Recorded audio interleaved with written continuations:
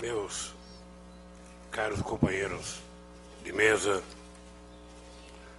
autoridades presentes, empresários, diplomatas, companheiros convidados, caros colaboradores do BNDES, minhas amigas e meus amigos.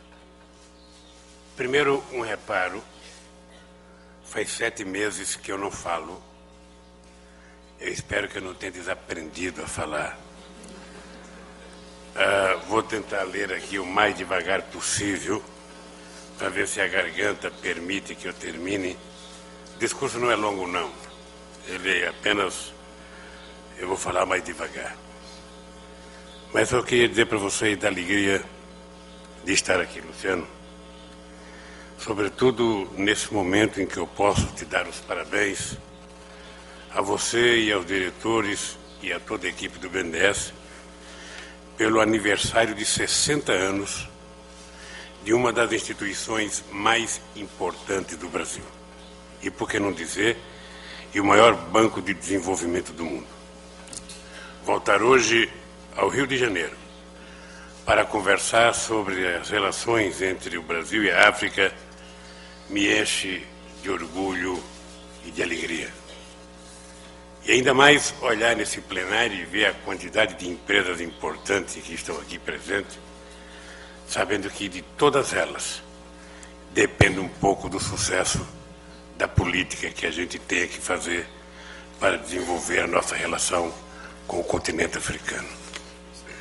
Mais ainda, por estar ao lado dos ilustres visitantes que vieram de tão longe para apresentar os planos elaborados pelos africanos para construir a nova África do século XXI. Por isso, querido Luciano, parabéns pela realização do seminário. Eu quero cumprimentar o nosso querido governador Sérgio Cabral, quero cumprimentar o nosso prefeito e dizer para ele, Sérgio, que tudo que foi feito no Rio de Janeiro era obrigação do governo federal recuperar aquilo que os outros tinham destruído ao longo de uma parte da história do Rio de Janeiro. O Rio de Janeiro, pelo que representa o Brasil, merece essa parceria cada vez mais forte com o governo federal. Eu quero aproveitar esta oportunidade para falar um pouco com vocês sobre as relações entre o Brasil e a África nos dias de hoje. Discutir esse assunto se torna ainda mais importante porque o mundo enfrenta uma crise econômica de grande magnitude. Uma crise que afeta todos nós, no Brasil, na África, e que é respondida pelos países ricos sempre da mesma forma, com medida de austeridade. Isso quer dizer corte dos investimentos públicos, diminuição dos salários, demissões, corte dos benefícios dos trabalhadores, aumento da idade mínima para a aposentadoria. Pedem austeridade aos povos e aos trabalhadores e aos governos dos países mais frágeis economicamente. Mas, ao mesmo tempo, aprovam pacotes e pacotes de injeção de recursos no sistema financeiro, justamente nos setores responsáveis pela ciranda especulativa que provocou a crise que estamos vivendo desde 2008. Ou seja, punem as vítimas da crise e distribuem prêmios para os responsáveis por ela. Há algo de errado e de muito errado nesse caminho. Parece que os organismos multilaterais não têm autoridade e governança para fazer valer suas deliberações. Lembro que os países do G20 em 2009 chegaram a um acordo sobre um conjunto de medidas para reforçar a regulação dos mercados financeiros. De lá para cá, nada foi feito nesse sentido. Olho para a evolução da crise e constato com tristeza que muitos governantes nos países ricos continuam movidos pela mesma lógica que produziu a crise de 2008, ainda não resolvida. Uma lógica que pode ser resumida assim: o sistema financeiro todo o apoio para que não sofra com a crise. no trabalho e no crédito, e aos trabalhadores e aos aposentados, aos mais frágeis, aos mais pobres, nenhum socorro. Daí a importância extraordinária do Programa de Desenvolvimento, que os 54 países da África aprovaram recentemente, apostando no crescimento da produção, no trabalho e no crédito. Os africanos elaboraram um programa inédito que tem como lema interligar, integrar e transformar o continente. Um programa que cria as condições necessárias para intensificar o comércio entre os países africanos. A União Africana mostra a seriedade daqueles que, diante da crise, não se desesperam. Ela propõe medidas para incentivar investimentos, aumentar o consumo interno e criar mais empregos. A União Africana está certa. O momento é de ousadia e não de passividade. A hora é de união e não de divisão. O tempo é de solidariedade entre as nações, não de opressão dos mais fortes sobre os mais fracos. Amigas e amigos, paz, democracia, crescimento e distribuição de renda são as marcas registradas da África do século XXI. Apesar dos problemas que ainda enfrenta aqui e ali, a África caminha para superar a herança devastadora do colonialismo e das disputas entre as grandes potências da Guerra Fria. Ela consolida a passos largos sua democracia. Em 2011, no norte da África, a população tomou as praças e as ruas para exigir a democracia na chamada Primavera Árabe. Em 2012, haverá 25 eleições para o Executivo e para o Legislativo em países do continente. São 25 eleições, meus caros amigos, o que não é pouca coisa no continente africano. São povos que valorizam a democracia e que, sem receber lições de ninguém, querem ter o direito de escolher seus governantes. Eu acho esse dado extraordinário, porque aqui no Brasil chegam poucas notícias da África e, quando chegam, são notícias ruins. E a África está cheia de notícias boas. É gratificante saber que o PIB do continente cresce há 10 anos a taxas robustas e que deve crescer quase 6% em 2012. Que a chamada classe média na África já ultrapassa a marca de 300 milhões de pessoas. Que o número de jovens nas escolas e nas universidades está crescendo. Que mais de 430 milhões de africanos usam celulares e cerca de 100 milhões estão ligados à internet. Minhas amigas e meus amigos, as relações entre o Brasil e a África estão vivendo um momento muito especial. Pela primeira vez na história, existe uma combinação do crescimento econômico da África com o crescimento econômico do Brasil. O Brasil hoje, que tem a sexta economia do planeta e tem novas responsabilidades nesse mundo globalizado. Em lugar de ficarmos paralisados diante da crise internacional, que não foi criada nem por brasileiros nem por africanos, precisamos estreitar ainda mais nossos negócios e nossas relações econômicas. Somos parceiros naturais, somos amigos de longa data, somos irmãos para sempre. Hoje, existe um mar de possibilidades para serem aproveitados pelos brasileiros, pelos sul-americanos e pelos africanos. Foi-se o tempo em que o Atlântico nos separava. Ele nos une numa mesma fronteira. Somos vizinhos que nos banhamos nas mesmas águas. Estou convencido de que chegou a hora do Brasil começar a pagar a enorme dívida de solidariedade que nós temos com a África.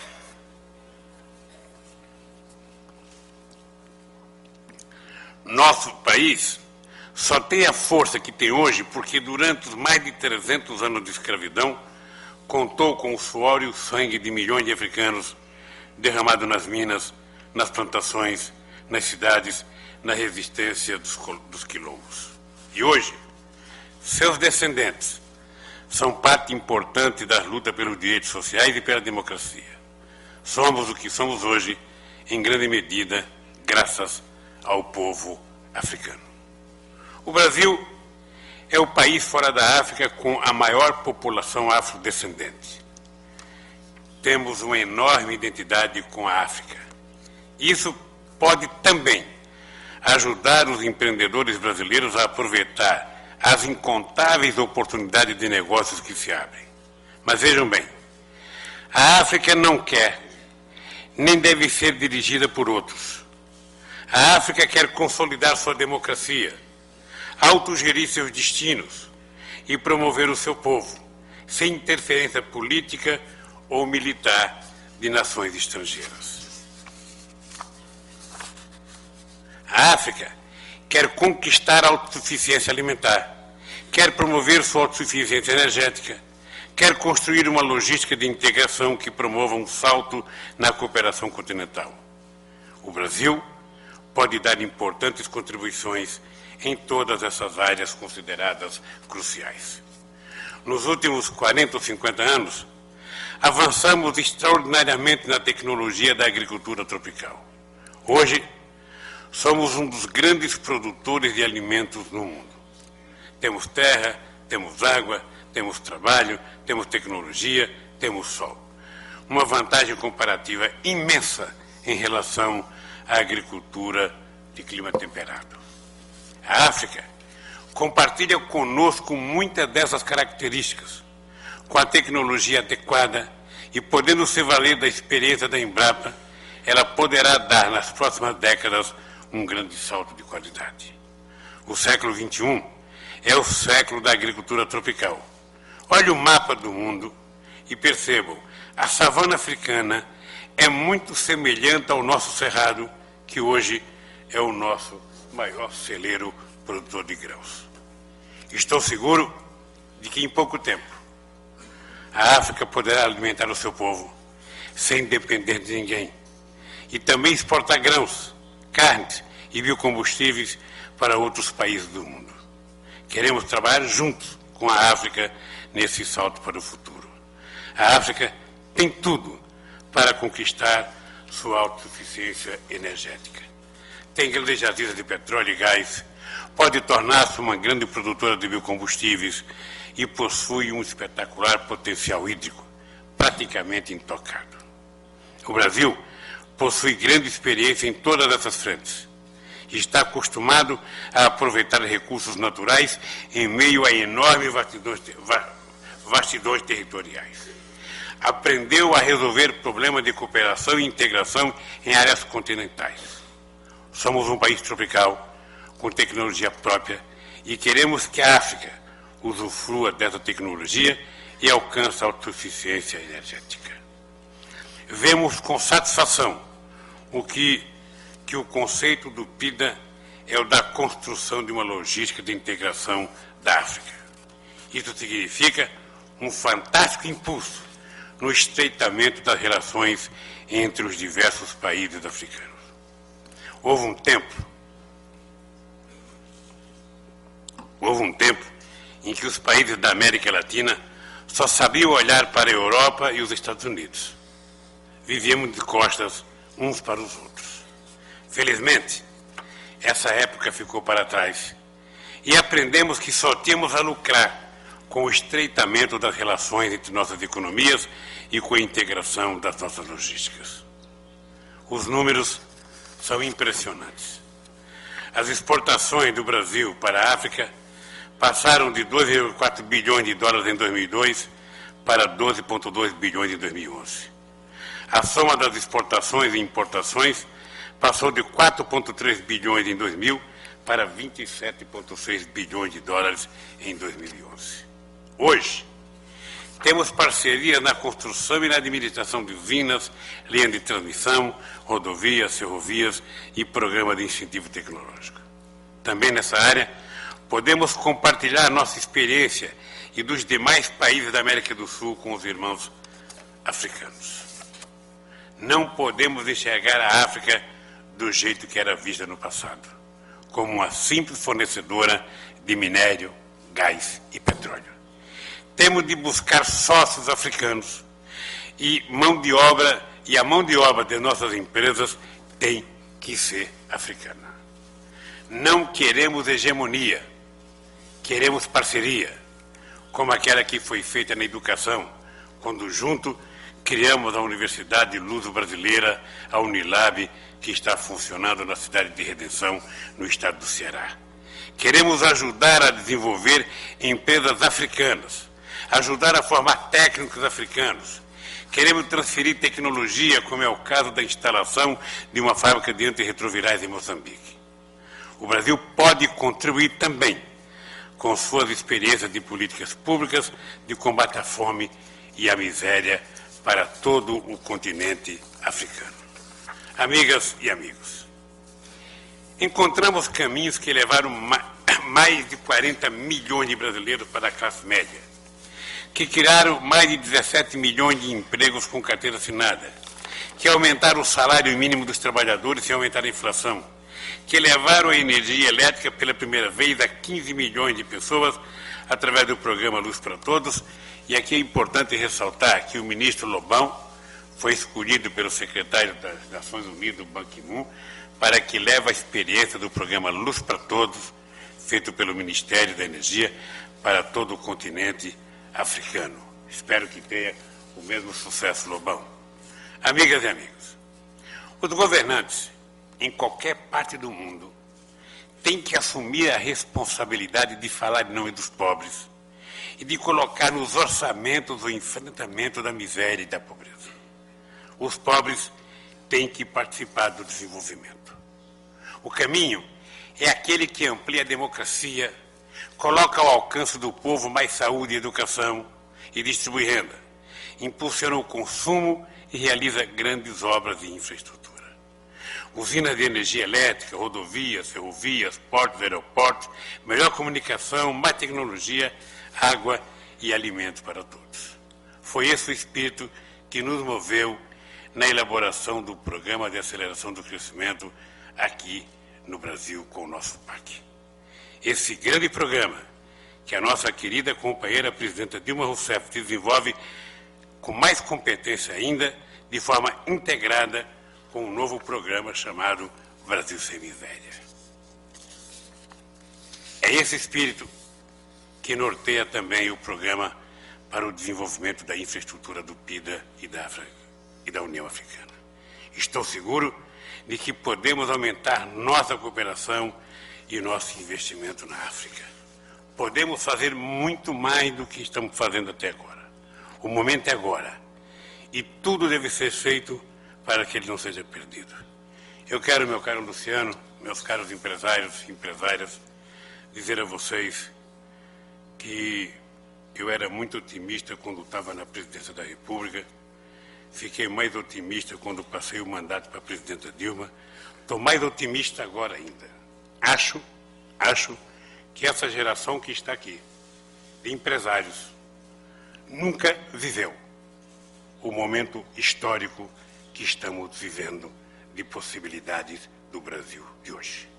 Nunca. Nós temos que olhar o Brasil para 2020, 2030, nós vamos perceber que nenhum governante brasileiro e nenhuma geração teve a primazia que nós estamos tendo de ver esse país preparado para se transformar numa das grandes nações do mundo. E presta atenção, com a mudança de qualidade, olhar a melhoria do povo brasileiro e melhorar a qualidade da nação não é apenas olhar o crescimento do PIB como nós víamos antes. Antes a gente calculava o PIB e a partir do PIB a gente falava o resto. Agora nós temos que olhar a renda. O PIB é importante, mas mais importante é o que a gente distribui para o povo do povo, e aí sim a renda está consagrada. E eu acho que esse encontro aqui demonstra claramente que a África está cada vez mais na mente, na alma e no coração do governo, do povo e dos empresários brasileiros. Boa sorte.